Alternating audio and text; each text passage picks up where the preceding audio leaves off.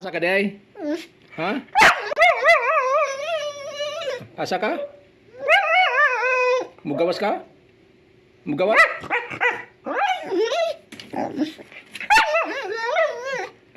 Ay sus. Dili ka pwede mugawas, oy. Ani kara. Ani ra. Saman. Yay. Unsa ka istorya nimo? Ha?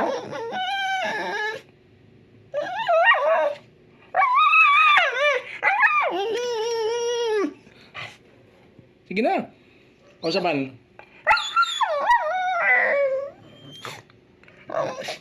Sus. Dili pwede. Naod to naman, nya mga una. Mugawas ka pa day. Ihi ka?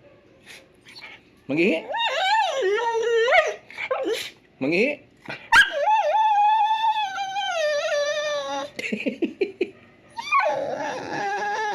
Ngihi?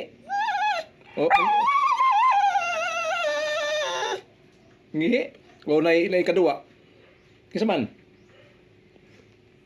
Hi, this is your Yo-Yo Sam. Welcome to my channel. To all subscribers and non-subscribers, you are very much welcome. And if you have any comment, just go to the comment section of my channel. And thank you very much. Come on, let's go. Let's bolt. Hi, hello, good morning.